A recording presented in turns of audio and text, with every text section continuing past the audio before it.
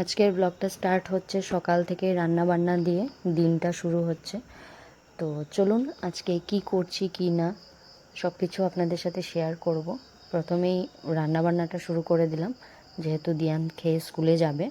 আর দিয়ানের স্কুলের টাইমিংটাও এখন চেঞ্জ হয়েছে, 10টা থেকে 2:15। তাহলে সকালবেলা উঠে যদি ওকে একটু ভাত না খাইয়ে পাঠাই তাহলে দুপুরবেলা আবার খিদে পাবে। তো ওর জন্য কী করি, আমি সকালে একটু ভাত, সেদ্ধ ভাত হোক যাই হোক, দিয়ান পছন্দ করে, দিয়ানকে খাইয়ে তারপর স্কুলে পাঠাই। তারপর এখানে চলে এসেছি বই গোছানো, তারপর দিয়ানকে ঘুম থেকে উঠিয়ে রেডি করে স্কুল পাঠানো। সকালের এই ছোট ছোট হুলস্থুলের মধ্যেই একটা আলাদা ফিলিংস থাকে। দিয়ানকে স্কুলে দিয়ে এসে নিজের কাজগুলো আস্তে আস্তে কমপ্লিট করলাম, আর তার মধ্যেই পুরো দিনের ছোট ছোট মোমেন্টগুলো ক্যাপচার করার চেষ্টা করলাম। এটা হলো আমার একদম simple real life day, morning থেকে ইভিনিং পর্যন্ত আমার দিনের জার্নিটা। ঠিক আছে, চলুন আপনাদের সাথে আমার এই পুরো দিনের জার্নিটা কেমন কাটছে, কি করছি, সব কিছু আপনাদের সাথে আমি ভাগ করে নিচ্ছি। ঠিক আছে, চলুন।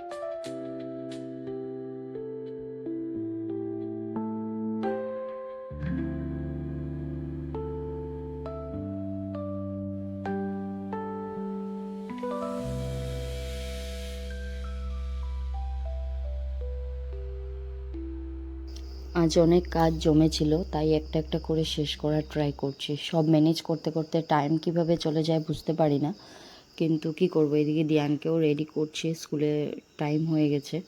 9টা 15-র মধ্যে খাওয়া দাওয়া শেষ, তারপর ওকে বললাম একটু খেলো, তারপর যাবে স্কুলে। না, ও তাড়াতাড়ি রেডি হয়ে যাবে স্কুলে যাওয়ার জন্য, ওর খুব এক্সাইটেড থাকে। তো দিয়ানকে স্কুলের জন্য রেডি করে নিলাম।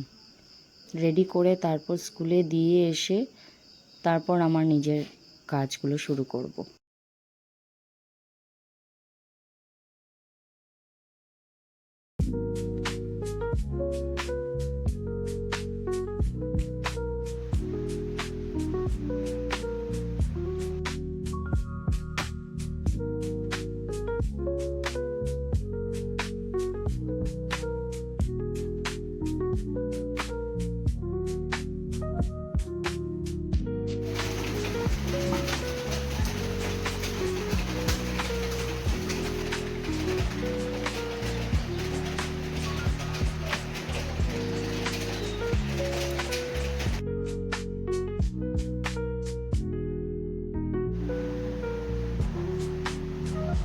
দিয়ানকে স্কুলে পৌঁছে দিয়ে এসে এখন লাঞ্চ রেডি করব।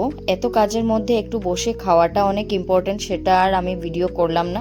শান্তিতে একটু ভাত খেলাম, কারণ সকাল থেকে ধরুন 7টা 15 থেকে চলছে, একটার পর একটা কাজ করে যাচ্ছিলাম। আরও কাজ আছে, আজকে একটু একটু করে করব। তো এখন লাঞ্চটা রেডি করব। লাঞ্চটাতে আজকে আমাদের মেনু হচ্ছে গিয়ে দিয়ানের জন্য আলু স্কোয়াশ দিয়ে শিং মাছের ঝোল, যেটা বাচ্চাদের খাওয়া খুব ভালো, বড়োদেরও খাওয়া ভালো। আমি দিয়ানকেই খাওয়াই মাঝে মধ্যে। বাবা নিয়ে এসেছিল শিং মাছ, আর আমার জন্য ভেটকি মাছ। তো মাছের তেল ছিল একটু, তো আমি ভাবলাম যে বেগুনও আছে, তাহলে মাছের তেল দিয়ে বেগুন দিয়ে একটু করে নিই, আর তার সাথে ভেটকি মাছ দিয়ে আর টমেটো দিয়ে একটা তরকারি করে নিই, একটু শস্য পেঁয়াজ দিয়ে। তো এই হলো আজকের লাঞ্চের মেনু। কাজ সারতে সারতে দিয়ানেরও আসার টাইম হয়ে যাবে, তো চলুন কাজগুলো আগে শেষ করে নিই।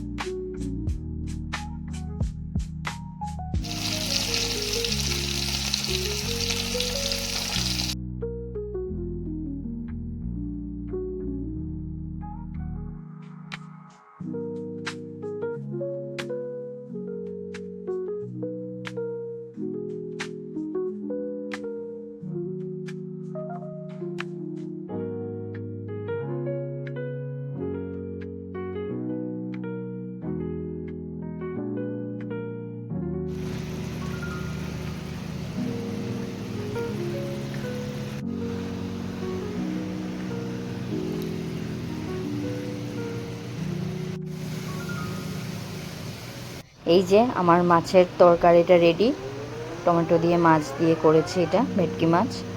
আর এই যে এখন দিয়ানের রান্নাটা স্টার্ট করব। আমি দিয়ানের রান্নাটা আলু স্কোয়াশ দিয়ে, ম্যাক্সিমাম ওকে স্কোয়াশ আলু পেঁপে এগুলোই খাওয়াই।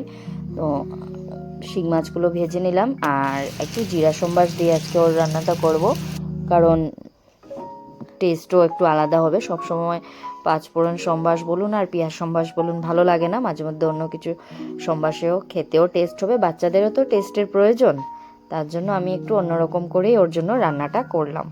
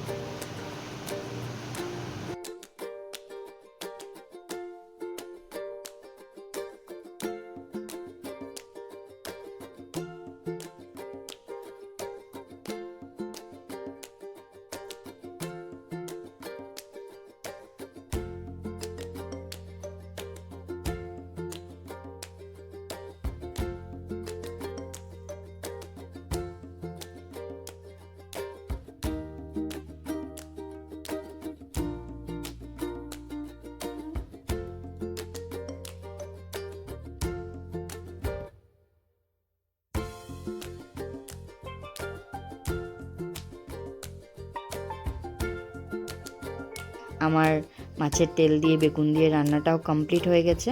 এটার মধ্যে একটু ধনেপাতা দিলে ভালো হতো, তো আমার ঘরে ছিল না আজকে, তার জন্য স্কিপ করে গেলাম।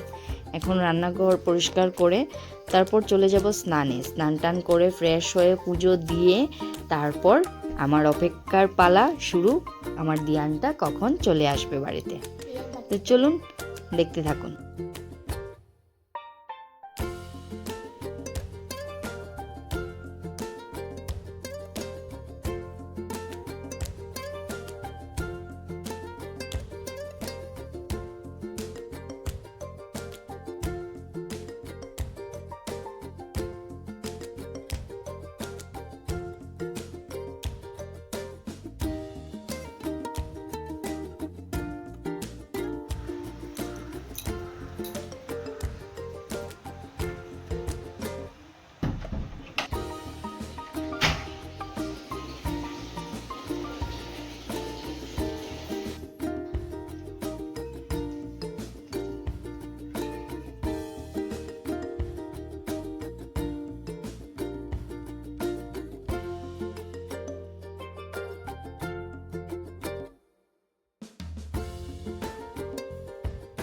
এখন হচ্ছে গিয়ে আমার অপেক্ষার অবসানের পালা। এই যে আমার হিরো চলে এসছে। এখানে কাজ সারতে সারতে চলেও এসছে আমার লাড্ডু গোপালটা। এই যে হাসি মুখটা দেখার জন্য অপেক্ষায় থাকি কখন আসবে আমার সোনাটা। তো দিয়ান ঘরে আসার পরে ওকে স্নান টান করিয়ে ফ্রেশ করে নিলাম, তারপর ডিরেক্ট চলে গেলাম ওকে লাঞ্চ করাতে। লাঞ্চ করতে করতে আরও আমাদের মা ছেলের অনেক গল্প হলো। তারপর দিয়ানকে বললাম, বাবা তুমি লাঞ্চ করে একটু ঘুমিয়ে যাবে, তুমি ঘুমালে শরীরটাও ভালো থাকবে। তো দিয়ান আমার কথা শুনলো, কথা শুনে ও ঘুমালো। আমিও নিজের জন্য একটু সময় পেলাম, আমিও লাঞ্চ করে নিলাম, একটু রেস্ট নিলাম। দিনের মধ্যে এই ছোট্ট ব্রেকটা কিন্তু খুব দরকার হয়, তাই না? আজকের গল্প এই পর্যন্তই। পুরো দিনের ছোট্ট মোমেন্টগুলো তোমাদের সাথে শেয়ার করলাম। আশা করছি তোমাদের ভালো লেগেছে। আবার দেখা হবে নেক্সট ব্লগে। টাটা।